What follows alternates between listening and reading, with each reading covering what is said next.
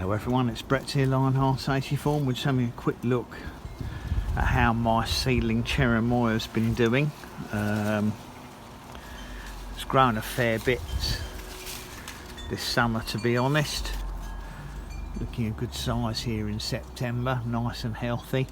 It has had flowers on it on quite a regular basis. You can see more small buds start to appear here.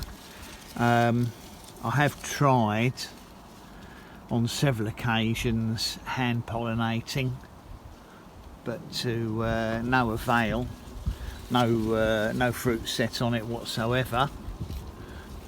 Doesn't like the strong winds because of the big leaves, but it's looking very, very healthy. But as I said, no fruit set whatsoever, despite trying pollinating on several occasions, doing it the correct way to do it and trying to get the timing right. I've no idea why it doesn't set, possibly because it wasn't humid enough at the time I tried. Maybe the timing wasn't quite right, maybe the pollen wasn't fertile or active. I don't know. It's about 8 feet tall, including the pot. But as I said, it's growing well, and I guess all I can try and do is keep it healthy over winter when it comes time to bring it inside, and try again next year. But it doesn't like. It certainly doesn't like to fruit. It would help if I had other seedlings or varieties in flower, but I don't.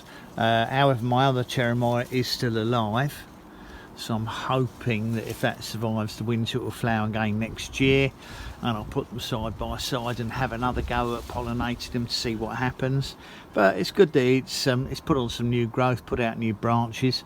As you know, the grafts all failed on it. They died in spring, actually. It dried out while I was in hospital, and the first bits to go are always the grafted sections, unfortunately, and that's the problem with grafting. It's always the weakest part of the plant. But the main plant itself is fine, and may eventually in time have an opportunity to get some name varieties to try and graft onto it at possibly a better time of the year, and see if I can keep it a bit healthier in future. But the main thing is it looks great. Not too many. I see it's got a handful of scale insects on it now, but it's very few. Most of them seem to have gone. Look, there's just a handful on the stem here, easy enough to rub those off. I think they've long died. I think they've just dried out on the plants.